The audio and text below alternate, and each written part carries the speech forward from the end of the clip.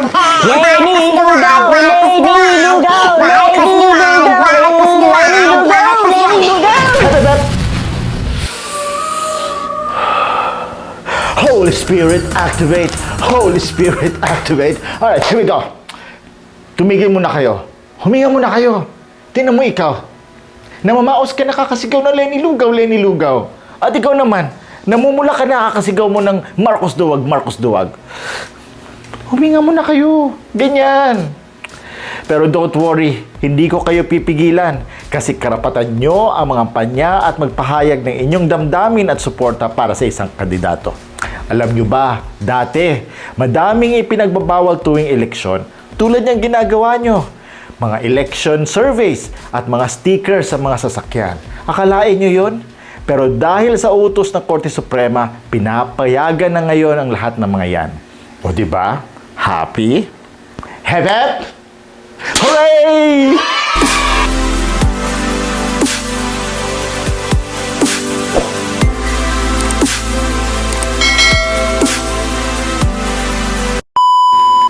Hi guys! Welcome back to the channel. This is the House of Law. Ako po ulit si Attorney Al Jumrani.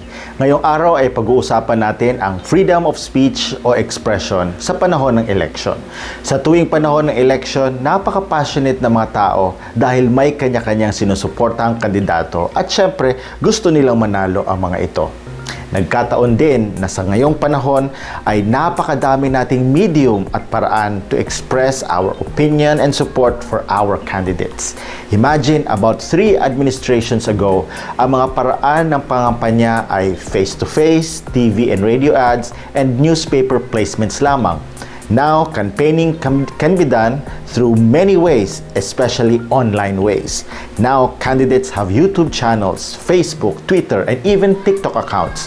At hindi lang yung officially created by the candidates themselves, but most of these accounts are created by their supporters. Mas maingay at visible pa nga yung mga gawa ng mga supporters. And these supporters are found everywhere, sa loob at labas ng bansa. It is worth mentioning also that there are things that indirectly campaign for these political candidates, even if they are supposedly non-partisan or not intended to be partisan.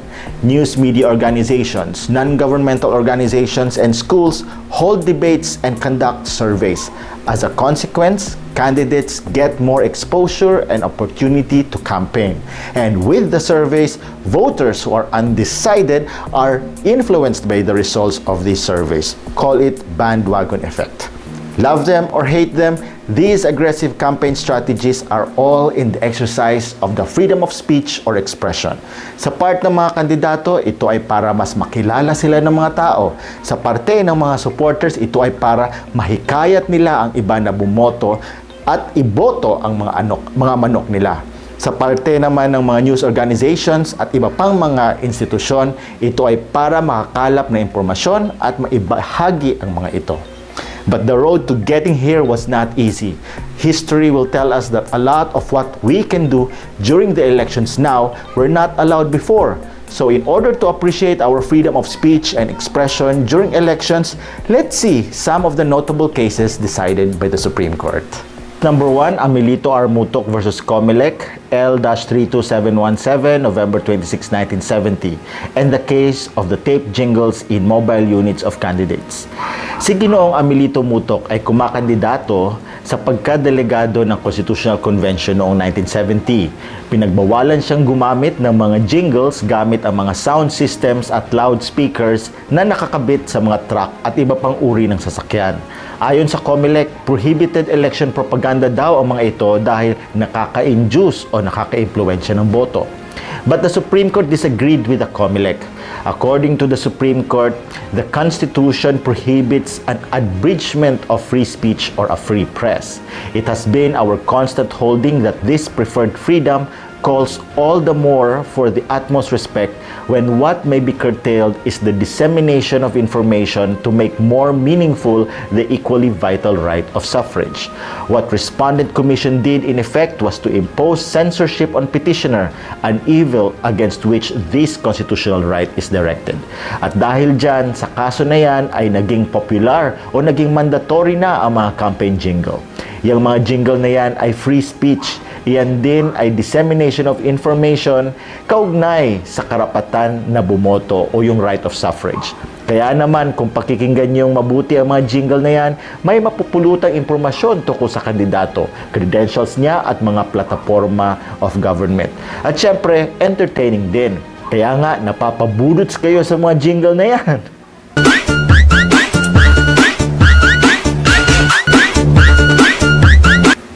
Case number 2, Blo Umpar Adjong versus Comelec, GR number 103956, March 31, 1992, and the case of the candidates' decals and stickers on private and public vehicles. Si Ginoong Blo Umpar Adjong ay kumandidato bilang senador noong 1992 at nireklamo niya ang resolusyon ng Comelec na nagbabawal na magdikit ng decals at stickers sa mga kotse at iba pang mga moving vehicles. In its decision, the Supreme Court ruled that the prohibition unduly infringes on the citizens' fundamental right of free speech enshrined in the Constitution. Section 4, Article 3. There is no public interest substantial enough to warrant the kind of restriction involved in this case.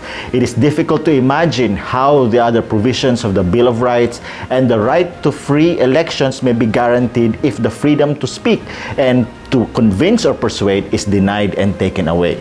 At eto pa, ang sabi ng Supreme Court, the Comelec regulation strikes at the freedom of an individual to express his preference and by displaying it on his car to convince others to agree with him. A sticker may be furnished by a candidate, but once the car owner agrees to have it placed on his private vehicle, the expression becomes a statement by the owner, primarily his own and not of anybody else. O diba? Ang ganda ng sinabi ng Supreme Court. Sa oras na ikinabit ng may-ari ng sasakyan ang sticker ng kandidato niya, freedom of expression yon ng may-ari ng sasakyan. Hindi na saklaw yon ng kapangyarihan ng Comelec. Kaya go lang, idikit nyo na ang sticker ng sinusuportahan yung kandidato sa mga kotse o motor nyo.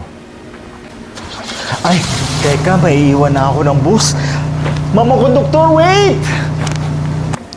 Case number 3, Pablito v. Sanidad versus Comelec, GR number 90878, January 29, 1990, and the case of columnists and radio commentators using their columns or programs for political or electoral campaigns. Si Ginoong Pablito Sanidad ay isang kolumnista sa Baguio Midland Courier, isang periodiko sa Baguio at Cordillera. Inireklamo niya ang isang Comelec resolution na nagbabawal sa mga mass media columnist, commentator, announcer o personality sa paggamit ng kanyang column o radio at television time para mangampanya para o laban sa plebisito ng Cordillera Autonomous Region noong 1990. Ayon kay Ginoong Sanidad, ito ay labag sa freedom of expression and of the press. Sinang-ayunan ito ng Supreme Court. Ayon sa kataas-taasang hukuman, plebiscite issues are matters of public concern and importance. The people's right to be informed and to be able to freely and intelligently make a decision would be better served by access to an abridged discussion of the issues, including the forum. The people affected by the issues presented in a plebiscite should not be unduly burdened by restrictions on the forum where the right to expression may be exercised.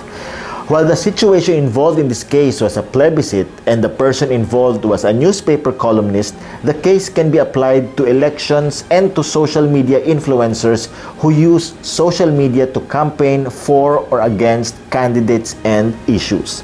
The people's freedom of expression and to discuss issues that are matters of public concern and importance is indeed undeniable.